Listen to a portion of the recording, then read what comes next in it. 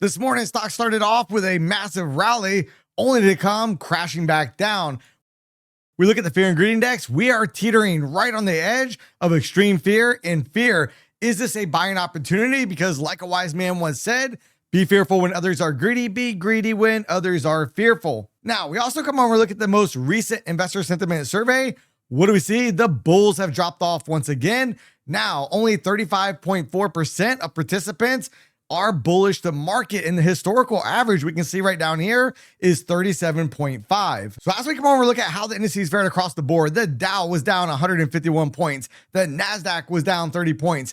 S&P 500 down 13.08 points. Russell 2000 up 0.16. However, we look at advancing issues versus declining. We see today we had 49% of issues advancing for the day, which is more than what we had declining on the day. So is a bottom around the corner. We come over and look at the sectors across the board. We can see energy, utilities, communication services, outpacing everything else. The laggards out there was consumer cyclicals, followed by real estate. Now, yesterday I shared with you guys this stat about, the stock market being down in December. And here's what this article right here goes on to say. Stocks worst stumble since 1952 in the final days of 2024. And it basically goes on to say is, what does this mean out here for 2025? Well, if we look down here at the first graph, and I want you guys to pay attention, from 1954 till 2024, we look at 1% or more declines for the year. And look out here at 2024.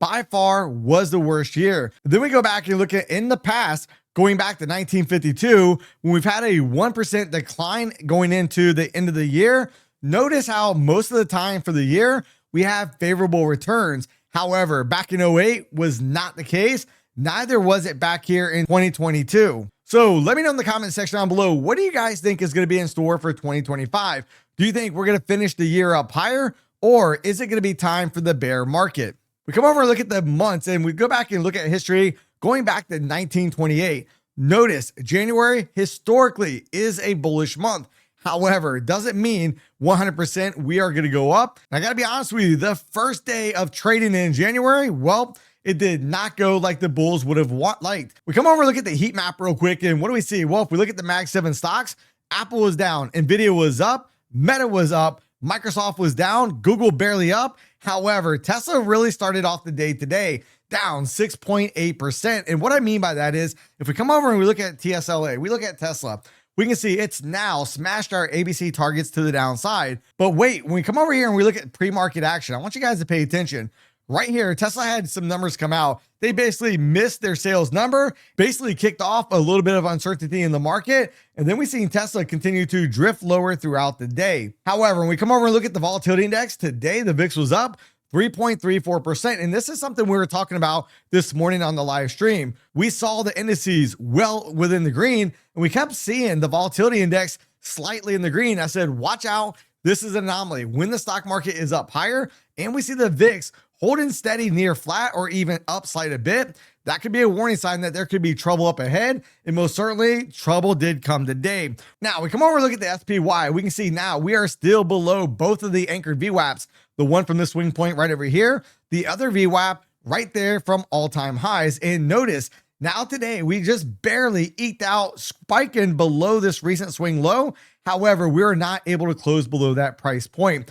Look at the MACD indicator. As we're coming down, retesting out this low, the MACD indicator is still pushing lower, which basically indicates there could be more selling up ahead. Then when we come over and look at the 4-hour chart, MACD indicator still looks weak at this moment. But then as we start looking at the 30-minute chart, even though we're making a new low out here today, over the past couple days, notice the trend of the MACD indicator in the valleys. It continues to make higher lows. Now, here's going to be a warning sign out here for the bulls trying to pick a bottom.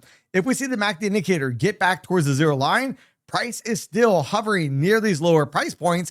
That could be a problem. That could be nothing more than a recharge point for another leg lower in this market. There's only hours left to take advantage of Apex's massive 90% sale off all their valuation accounts, passing as little as 1 day, $85 activation fee across all account sizes. If you'd like to take advantage of this offer, use the link in the description box down below. Then as we come over and we look at the futures markets real quick, on the 4-hour chart this afternoon, we were talking about this zone right off here. I said, I think the S&P is going to try to make a run up here towards 59.11 to possibly up here towards 59.27. And that's exactly right where we came back up towards. So now, as you notice, if we look left, we came back, basically tested into this little support zone. Will it hold? This is going to be critical. If this lower support zone does not hold, meaning we come back down towards that area, watch out. That could be trouble up ahead. And if you also look right over here to the right, notice we have a minus development area in the profile. And what I mean by that is the profile does not stick out as much as it did over here. So maybe we're going to spend a little bit more time down in this area. And if we have a consolidation near lower prices, you guys usually know the MO for that. That normally indicates we're likely going to go lower. We also have a high volume node right down here, which comes in at a price point of 58.28. Then we can grab a Fibonacci extension tool, measure the A to B leg, the B to C leg, and that would give us a price completion down here at about 58.10, just slightly below this high volume node, and it would put us into this minus development area. But wait, if we grab the start of the move from the all-time highs down, then look, that would actually put us down here at about 57.96, well within this minus development area of the profile. So we need to see, are the bulls going to be able to hold up price around this area, or are we about to go back lower? Now, as we come over and start looking at the daily profiles, notice what we have, right? We came right up towards this minus development area. We talked about this level in last night's video as well. We came up into it. Bam, we were ejected down. Now today, we had a 120 point range in the S&P 500. That was pretty substantial. And look right where we came back towards, right within this minus development area. Now, as we look at the volume profile levels real quick, we have value area low coming in at about 59.11.75. We're going to have the point of control coming in at 58.48.75 with value area high being 59.85 and a quarter. Here's what I'm going to say. As long as we can stay above value area low, then I do want to look for some upside testing. See if we can possibly run up, maybe take out that point of control. Then we'll see, can we continue to hold above that price point and push up higher? We do have a minus development area above us as well, which means if we break above that point of control, this would be the next target location to the upside at 59.62 and a quarter. However, if we start breaking back down below value area low, watch out, we're probably coming back down towards these recent lows. Anything below that, then we really got to start paying attention to the 4-hour chart, that high volume node, the ABC pattern to the downside. Now, as we look at the economic calendar for tomorrow, starting off at 10 a.m., we have the ISM manufacturing PMI, ISM manufacturing prices. And then basically after that, I'm not going to be worried about anything else. We do have Barkin, which is going to be Barkin here at 11 a.m. Now, as we come over and look at the dollar index today, dollar index on the daily chart, strong push on the way up, still trying to work its way up towards this ABC pattern completion at 110. Now, earlier on this morning, we saw the yields on the rise up. However, they did come off the highs here just a bit. And if you look, we still have this ABC pattern, which is looking to complete out here for the 10-year yield at about 5.03%. Is it going to go ahead and make it towards that level, or is this going to be a failed pattern? Because as we come over and look at that gold actually today had a strong day out there as well. Gold up 30 points. And so far, gold has been able to hold above this swing point right here.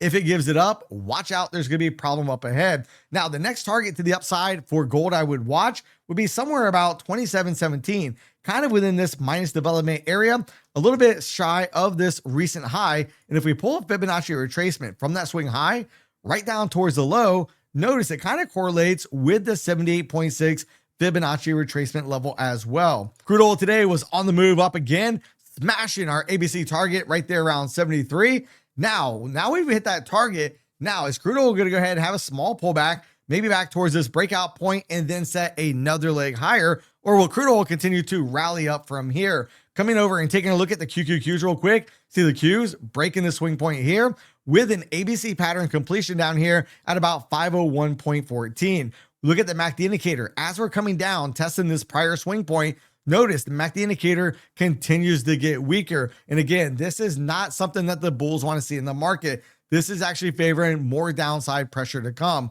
Then we look out here on the 4-hour chart. MACD indicator still looks horrible as we're breaking below this swing point. Then on the 30-minute chart, we can kind of see some divergence starting to play out. Look at the low in the MACD indicator in correlations with this swing point here. We see price went lower. The MACD indicator actually made a higher low, and look at all the wicks that we have down here. Now it's going to be important as the MACD indicator starts to work towards the zero line. Can we get up and out of this area? If not, that could be nothing more than a recharge point to go ahead and try to push down towards that ABC pattern completion. Now, when we come over and look at the NASDAQ futures this afternoon, we were talking about this high volume node likely going to come back and get tested here at about 21,160. Well, you know what? The market not only hit that level, but actually pushed up a little bit higher. Now, looking at this chart, one of the areas that has my attention, if we're going to continue to have further upside testing, is going to be within this minus development area.